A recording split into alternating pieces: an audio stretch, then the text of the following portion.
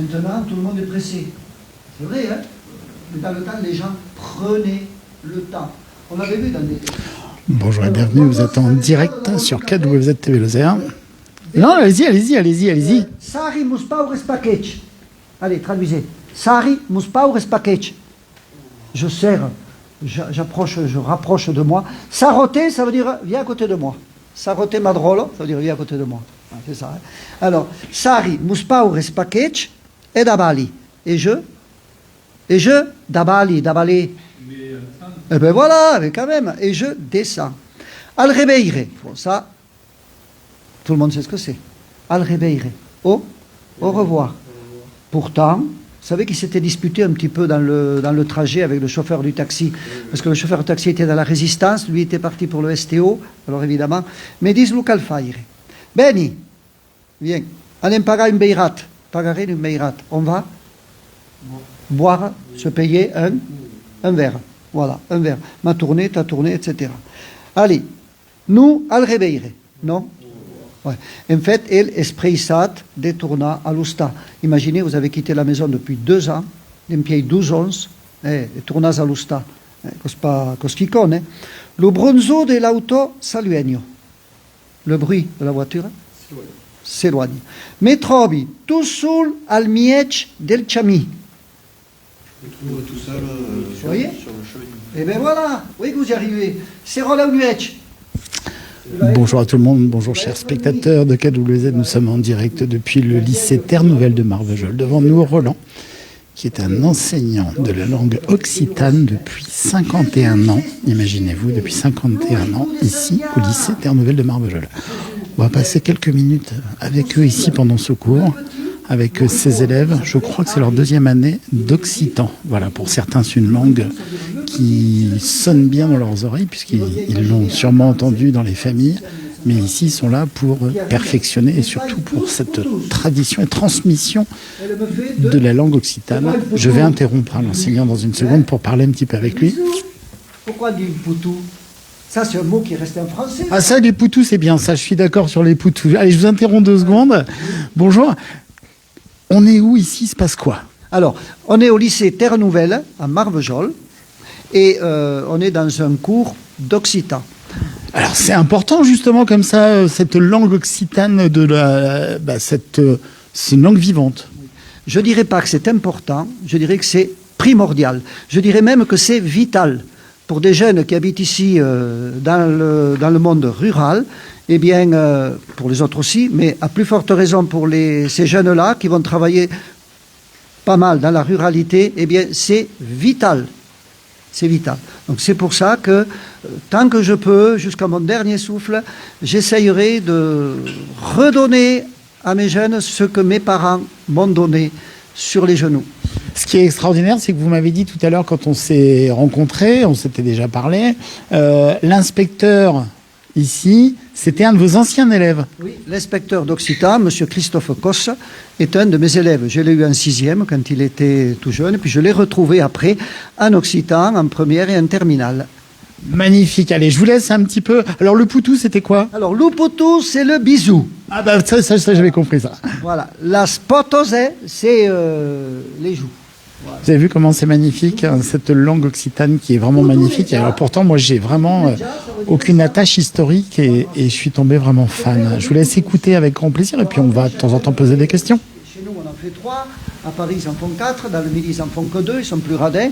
Mais nous, ici, chez nous, c'est 3. Voilà. Putuneggia, lu, putu. Beni che t'aggiuderei a portare l'us package. Alors, c'est la vieille filote qui s'adresse à... Viens, que je vais t'aider à porter. Les paquets, c'est facile. On comprend un petit peu quand même. Oui. Si vous suiviez quelques cours d'occitan, vous verrez, ça revient très très vite. Alors, vous m'avez soufflé tout à l'heure que KWZ, c'était bien comme nom, mais qu'il y avait des lettres qui n'existaient pas. Ouais, je dirais que moi, je l'aurais appelé KWY. Dites-moi pourquoi.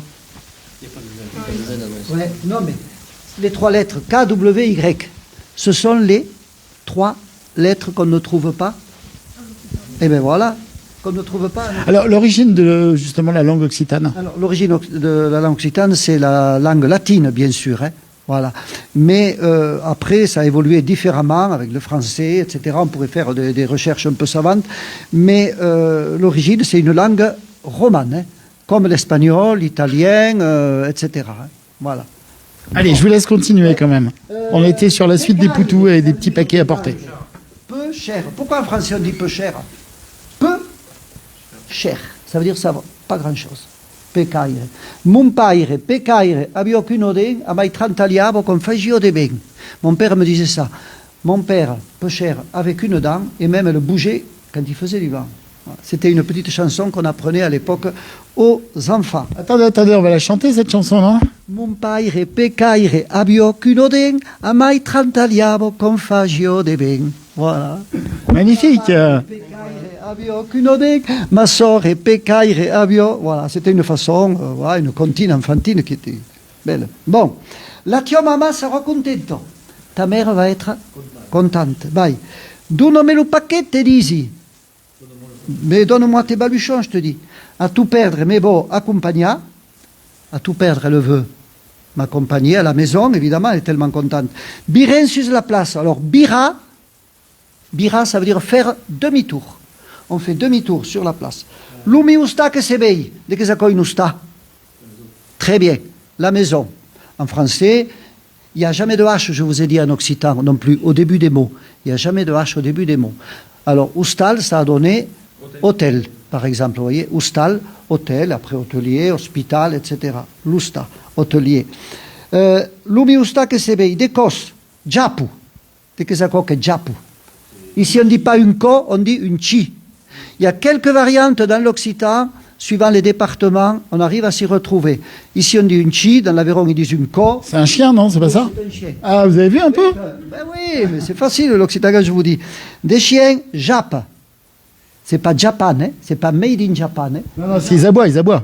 Tout à fait. D'urbi, c'est l'uporta. J'ouvre le portail.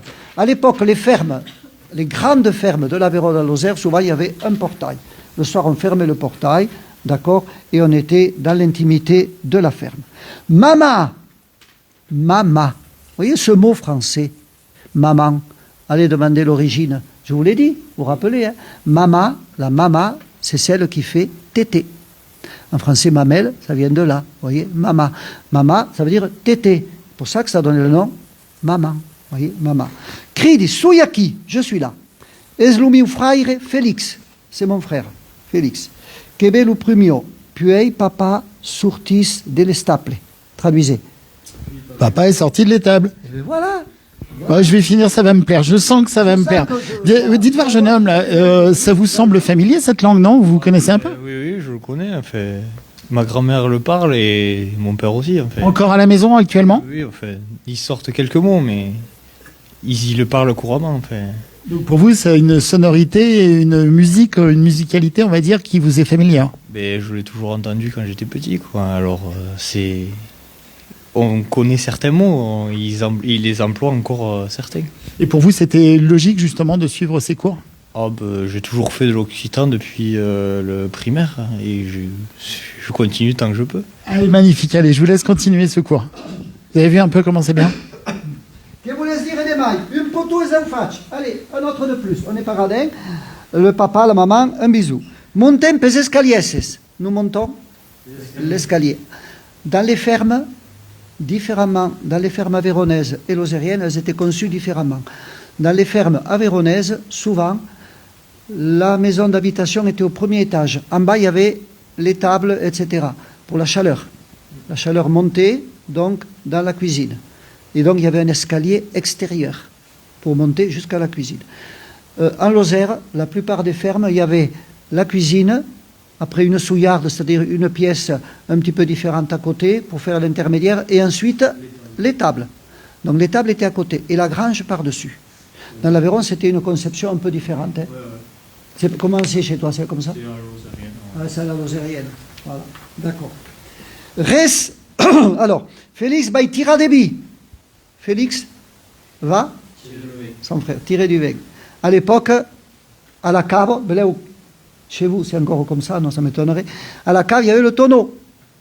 Et on allait, quand quelqu'un venait, on descendait à la cave, et on entendait le bruit du robinet. tac, et on remontait la bouteille.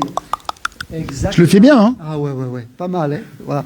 Et moi, je me rappelle quand j'étais petit, que papa nous demandait d'aller tirer du vin, eh bien, on descendait, on faisait tourner le robinet, puis à la fin, un tout petit peu, pas beaucoup, et on remontait. Voilà. Et c'était sympa. Ça, je l'ai devant mes yeux comme ça. Alors, on a une question là par une internaute qui est en direct avec nous, qui nous demande quelles sont les frontières de l'Occitan. C'est quoi? J'ai pas toute la phrase. Alors, l'Occitanie. Je parle pas forcément de l'Occitanie, mais Oui, l'Occitan, ça s'est répandu. Un tiers du territoire français au sud de la Loire. Voilà, d'accord. Et qui regroupe donc tous les départements du sud de la Loire, à peu près un tiers. La ligne n'est pas carrément. J'aurais jamais imaginé que ça montait jusqu'à la Loire, quand même. Enfin, presque la Loire, quoi. Oui, voilà. Ça veut dire qu'il y a des gens un petit peu au-dessus de la Loire qui parlent occitan, un petit peu en dessous, ça s'appelle le Croissant, qui ne parlent pas l'occitan. La frontière n'est pas carrément limitée, mais en fait, en gros, c'est une trentaine de départements au sud de la Loire. C'est énorme. Et ça s'étend, ça va jusqu'au Pays Basque, j'imagine. Mais oui, bien sûr. Après, alors il y a plusieurs dialectes, le basque, le gascon, le provençal, etc. Voilà, tout ça, on le regroupe comme la langue occitane. Ah d'accord, ok. Je dis ça pour les novices. La langue occitane, pour vous dites, donc le basque par exemple, c'est un dialecte de l'occitan. Oui, c'est un dialecte occitan, comme le gascon, comme le provençal, comme l'auvergnat, le limousin, etc. Voilà. Et pour vous, alors la définition du patois, ça serait quoi alors le patois? Écoutez bien, j'ai demandé à mes élèves, il y a quelques années, de chercher dans les dictionnaires de l'époque après-guerre, dans le Larousse, la définition du mot patois. Vous savez ce que j'ai trouvé, ou ce qu'ils ont trouvé? Jargon, parlé par une population généralement rurale, dont le niveau de culture et de civilisation est en général inférieur à la moyenne. Aïe. Exemple, des paysans qui parlent patois. Alors, je vais vous expliquer. Alors, moi, ma définition, alors je ne sais pas ce que vous allez dire, mais ma définition personnelle, c'est personnel, hein, parce que historiquement, moi je suis de la Lorraine. En Lorraine, on parle le patois lorrain, mais le patois, il varie quasiment d'un village à l'autre. En fait, c'est... Ici aussi, un petit peu. Il y a des variantes, hein. Mais il y a des gens qui ont essayé de fédérer tous ces dialectes, en particulier Frédéric Mistral, pour en faire une langue, avec un vocabulaire, avec une grammaire, avec voilà, toute une structure. D'accord? Alors, pourquoi patois, c'était un terme qui était péjoratif? En fait, je vais vous donner un exemple précis. Mon père, à moi, parlait très mal le français. Il parlait que l'occitan, le patois. Quand il est à la campagne, entre eux, ça ne posait pas de problème. Imaginez, quand il allait en ville, pour des papiers administratifs, etc., eh bien, il avait du mal à se faire comprendre. Je vous donne un exemple. J'ai amené une fois mon père chez le docteur, parce qu'il avait une grosse verrue ici au doigt, et alors ça le gênait. Il voit le docteur, il dit « Monsieur le médecin, je viens vous béire, parce que j'ai une garrigée au dette, que quand je cure le stap, elle me fait sanguer. » Vous avez vu? J'ai compris. Vous avez compris. Je viens vous voir parce que j'ai une verrue et quand j'ai cure à l'étape, ça me fait... Voilà. Alors, c'est pas de l'occitan, c'est un mélange, vous voyez. Et alors, c'est une espèce de dialecte. Les gens, imaginez un étranger, c'est pareil, qui apprend la langue, eh bien, c'est pas évident.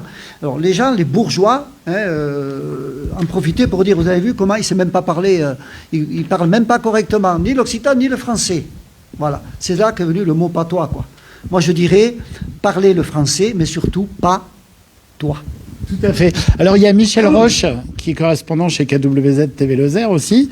Michel Roche, je ne sais pas si vous connaissez, hein, vous devez connaître, je pense, Michel Roche, qui disait, lui, il parlait la langue que comprenait son chien quand il gardait les vaches.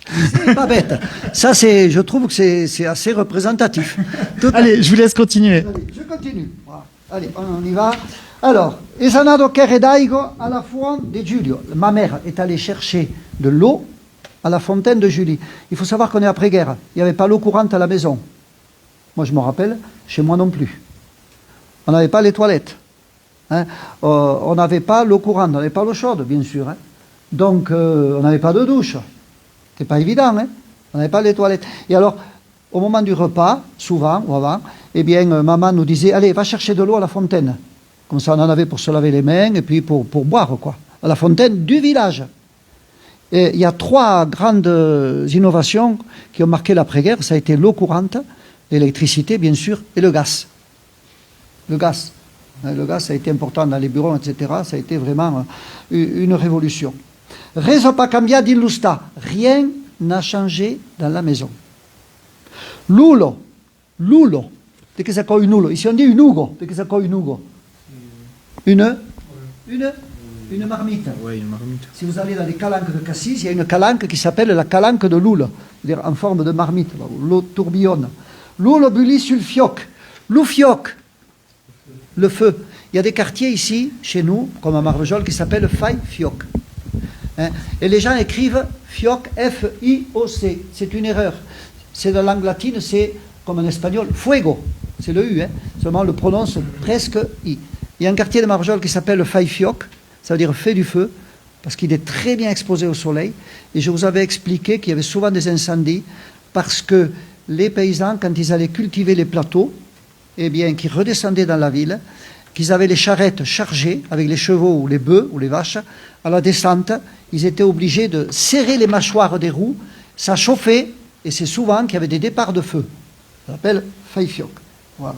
Alors, Meschiesi, à la mio place sur le bon des castagnos. C'est quoi le castagnet?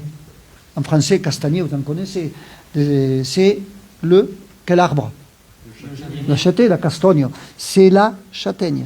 Très important, regardez bien. Meschiesi à ma place. Chez vous, est-ce que vous avez une place fixe à table? Oui. Ah, c'est bien. Mais à l'époque, dans les tables, il y avait, chacun avait sa place. En bout, avec le grand tiroir, il y avait le papa. Il ouvrait le tiroir, il y avait la miche de pain, et là, il coupait le pain pour tout le monde. Mais chacun avait sa place. D'ailleurs, ici au lycée, c'était pareil. Les tables, quand on allait à la cantine, quand j'étais tout petit, eh bien, on avait tous toujours la même place, avec un tiroir en face de nous. On avait toujours le même tiroir. Dans ce tiroir, il y avait le couvert, évidemment la serviette parfois, et on y mettait, si on n'avait pas fini le pain, on mettait le pain dans le tiroir. Et le repas d'après, ou quelques jours après, le surveillant ouvrait le tiroir. Et on n'avait pas de pain si on n'avait pas fini le crouton. Hein. Vous voyez, comme quoi les gens savaient économiser, on ne gaspillait pas. On est passé d'une... Ça, il ne faut pas l'oublier, hein, il ne faut pas l'oublier.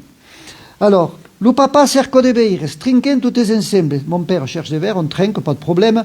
Cheite l'uric. Assis-toi, Henri. Nous entres avem lui bedels destachach. Allez, traduisez ça.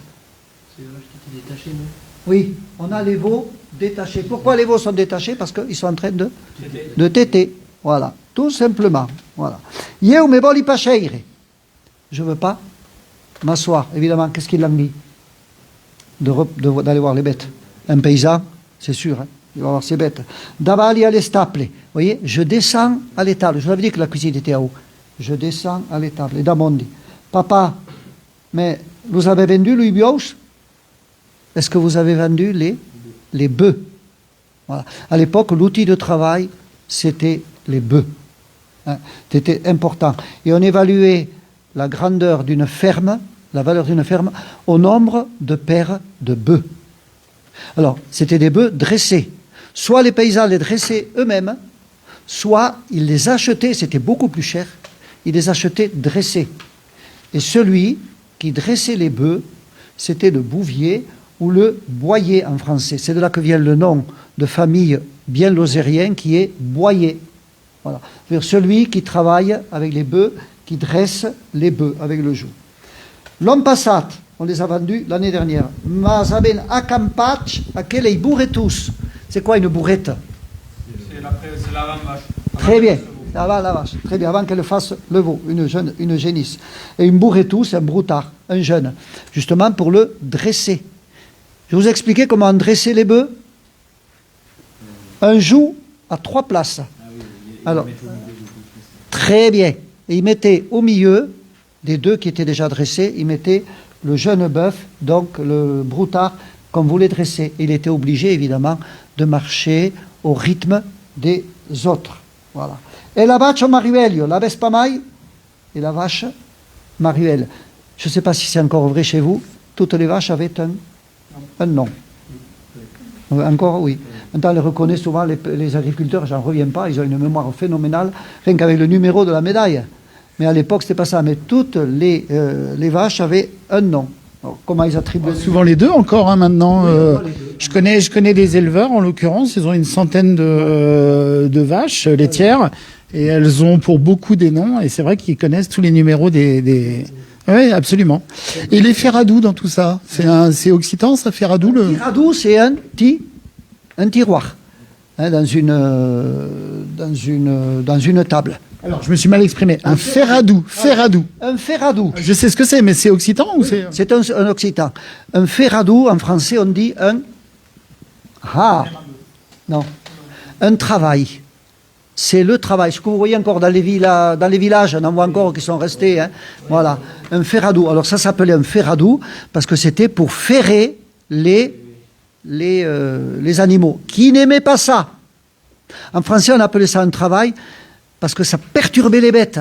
Et c'est là que vient en français quand vous dites « Oh là là, ça me travaille ». C'est-à-dire ça me fait faire du souci.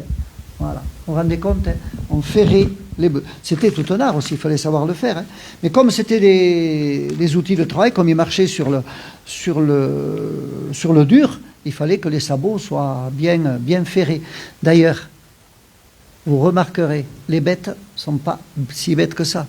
Maintenant, les bêtes qui ne sont pas ferrées, par exemple à la transhumance, si vous avez la route, les bêtes marchent au bord. Hein. Elles ne marcheront pas ils disent sur la glebo, c'est-à-dire sur l'herbe, sur la terre. Elles n'aiment pas marcher sur le goudron. Hein. Ça leur fait mal aux pattes. D'accord? Voilà. La maman qui tourne de la faune. Ma mère revient de la faune. C'est quoi une faune? En français, faune? Non, la faune, elle va chercher de l'eau. La fontaine, c'est l'eau. Hein. Arrive au leu, pause de l'oblici. Elle arrive en courant. Elle pose le bro, là où on prendrait l'eau. Riku, mon pauvre Riku. En occitan, ou c'est un diminutif affectif. Pierrou, Riku, Baptistou, Pichou. Je vous avais dit, au contraire, le diminutif péjoratif, c'est... As. As, très bien. Ah bah, gourdas ou... Hein. Kounas. Ça, j'ai pas dit, j'ai dit gourdas. Et poufias, etc. Et pour casse. Hein. Alors... Et gourmandas aussi, mais c'est différent. Hein. Voilà, très bien. Voilà. Je vais apprendre, je vais y arriver. Oui, vous allez y arriver. Si vous n'y avez... Messaro din los braces. Elle me prend dans ses bras. Riku, alors je passe sur ce qui est... Riku, paure Riku, le monde était créé mort. Les gens te croyaient mort. Degus me demandavo pas mai de las tios novelos.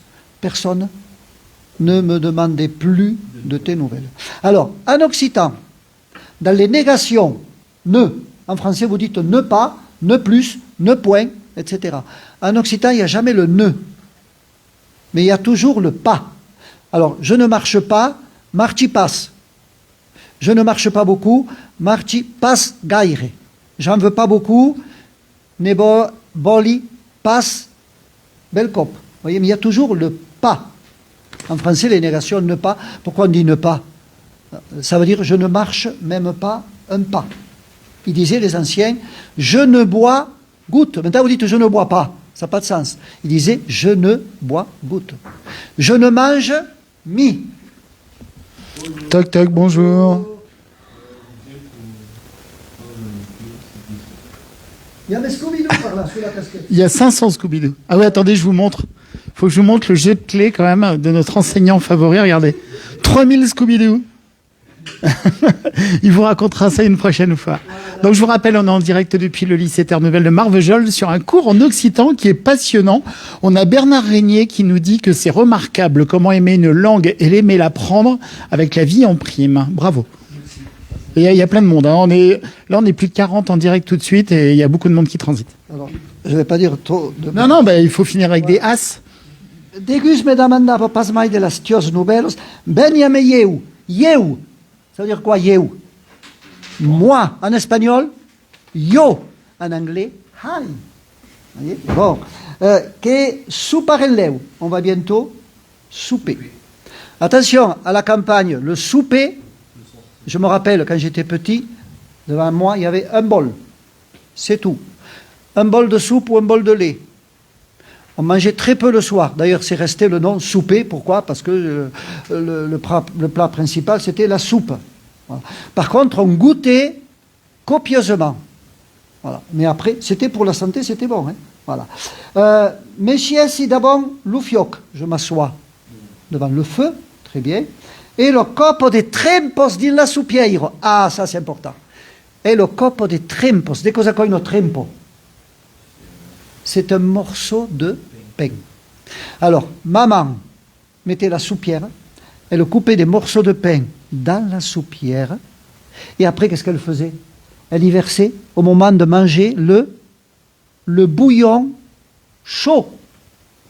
Le bouillon chaud, le bouillon de légumes, sur le pain. Elle laissait mijoter un tout petit peu, c'était délicieux. Et on disait tremper la soupe. C'est pour ça que maintenant, quand vous vous mouillez dehors, vous allez prendre une douche, vous dites, je suis trempe comme une soupe. Voilà. L'occitan est présent partout. Vous ne le parlez pas beaucoup, mais sans le savoir, vous y êtes toujours dedans. Toujours. Vous ne pouvez pas vous en passer. Alors, tiro del baiselier, los culios et laïchetos. Elle va prendre dans le buffet. Le vaisselier, les cueillères, comme dans les bureaux, ils étaient affichés, là on les voyait, suspendus, une à côté de l'autre. Ils n'étaient pas dans un tiroir. Hein. Les cueillères et les assiettes, puis ben, crida sur le balai, elle va crier sur le seuil. Vous savez, je vous ai dit, il y avait l'escalier, la cuisine, et en haut de l'escalier extérieur, il y avait le seuil. Allez, hommes! Hommes. Allez, les hommes. Pas de H au début des mots, en occitan, vous voyez? Hommes. Les hommes. Benesque, bon scalci. Allez, on va souper, je vais tremper la soupe. Et Nabal dit la cour. Félix et Lou papa, c'est là où l'asmos, al rajol de la pumpo. Là-bas, en bas, dans la cour, Félix et mon père se lavent les mains là où coule la fontaine, al grifo. Un grifo, c'est le robinet, quand il y a un robinet. En espagnol, un grifo. C'est le même mot. A me la bacino de fer estamat, la maman emplino de bouillon chal, c'est ce que je vous avais dit. Ma mère remplit de bouillon chaud, la soupière, cumulo. Ça veut dire bien débordante, remplie de morceaux de pain, de trempos, de morceaux de pain. En français, cumuler quelque chose. Oui, ça veut dire additionner. Voilà. La cato. Et que c'est quoi une catadou? Très bien. Un couvercle de pronte. En espagnol, pronto, rapidement. Perché tout à coup config une bouchie. Pour que tout cela mijote un peu. Félix et le papa montent. Allez. Très bien. Aro tutti si enramusati al tour de la taulo. On est tous très bien rassemblés autour de la table. Et après, c'est joli ça, c'est très sentimental. Qu'elle mais la soupe de l'usta. Qu'est-ce que je l'aime, la soupe de la maison. C'était pas la soupe sûrement qu'il avait là-haut en Allemagne. Hein.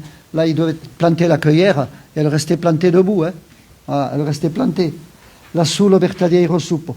Félix a tiré des bombi à Questesero. Félix a tiré du bon vin ce soir. Pas du vin piqué. C'est vrai qu'au fond des tonneaux à la campagne, souvent, le premier vin était bon, et puis à la fin, il y avait des chonos, c'est-à-dire un dépôt un petit peu blanchâtre, là, il était un peu moins bon. Mais c'était du vin. Ici, on faisait du vin. On avait de mauvaises vignes, mais on faisait quand même du vin. Il disait qu'il était bon, c'était de la piquette. Et on appelait ça des vignasses. Vignasse, c'est péjoratif. C'est pour ça qu'il y a plein de quartiers chez nous, à Montroda, à Marvejols, qui s'appellent la vignasse. Hein. C'est pas pour rien. Hein. Voilà, on faisait de la piquette. Et une plasée des fa sabrotte. C'est un plaisir de faire sabro. En français, chabro.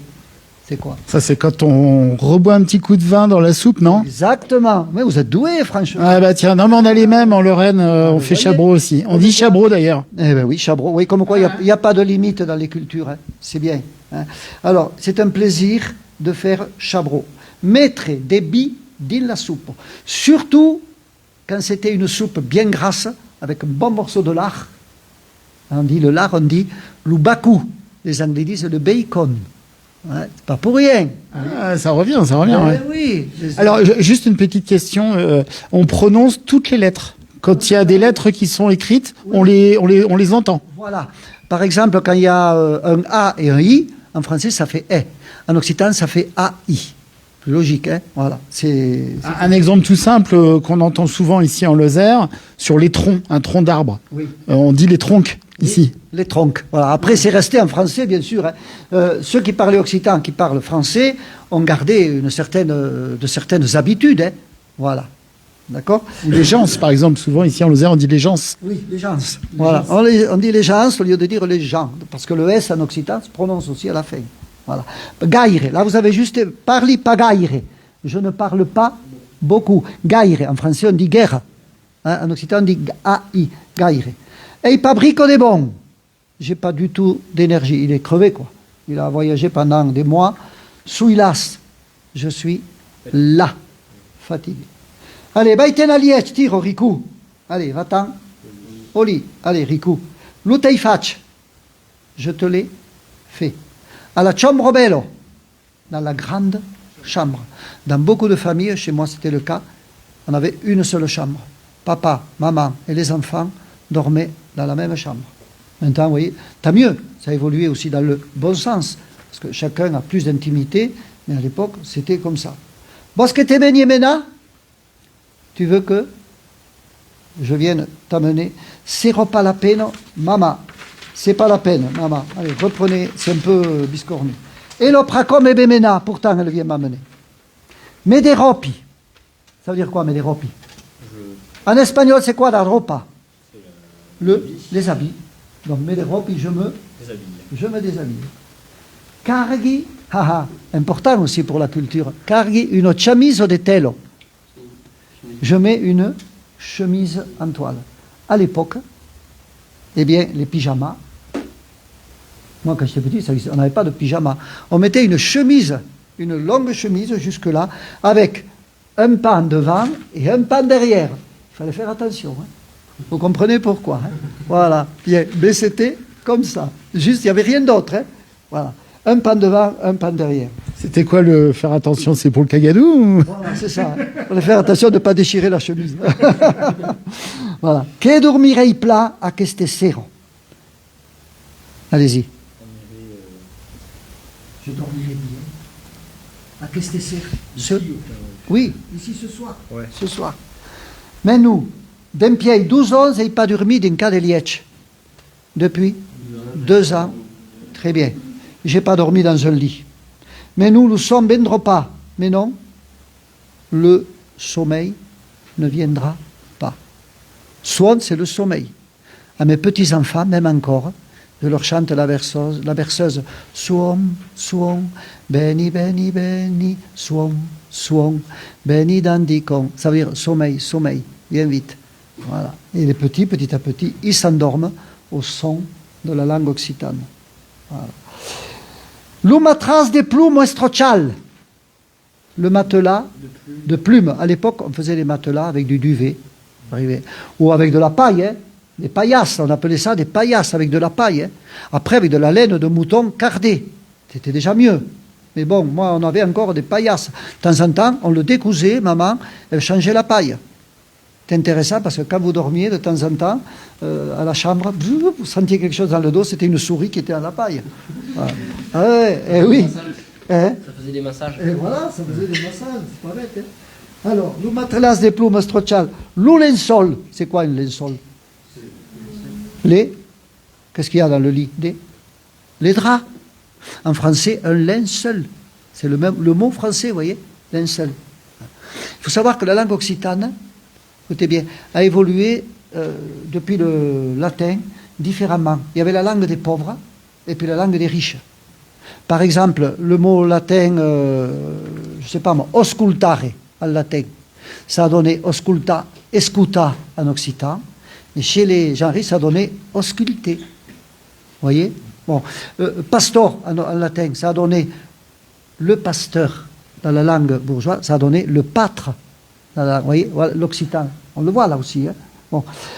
Écoute ce que disent à la cuisine. J'écoute ce qu'on dit à la cuisine. L'assiette se brandit, la maman lève la taulo. Ma mère ramasse la table. Félix et le papa parlent de Yéhou. Félix et mon père parlent de moi. Et oui, il est revenu, qu'est-ce qu'on va faire avec lui, etc. Ar, decadieiro, se boulegu. Maintenant, remue les chaises. C'est cambio de place. On les change de place. Allez expliquer ça à quelqu'un. Pourquoi à la fin du repas on change les chaises de place? On était assis. Hein, d'accord? On mangeait, etc. La fin du repas, ma mère disait la prière. Donc qu'est-ce qu'on faisait? On prenait la chaise, on se tournait, et tout le monde était comme ça. Moi je l'ai fait jusqu'à l'âge, je sais pas. Et on disait la prière tous les soirs.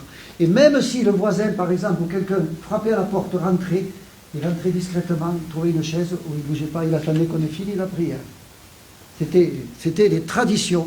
Ça s'est perdu. C'est pour ça qu'on dit... Les prières, c'était à la fin. À la fin des repas. D'accord, ok. Il y en a qui le disaient au début des repas, mais toujours à la fin, le soir. Hein. Fin de repas, on disait rapidement. Alors, je me rappelle, ma mère, elle récitait des prières, des fois en faisant la vaisselle, etc., ou elle enlevait la chaise. Des fois, on n'y comprenait rien, mais on récitait la prière. Voilà, c'était prié quand même. Voilà. Al nom del Padre, del Fils et del Saint-Esprit, au nom du Père, du Fils et du Saint-Esprit. Voilà. La maman crie de la prégario, ma mère récite à haute voix la prière. Voilà. Bon.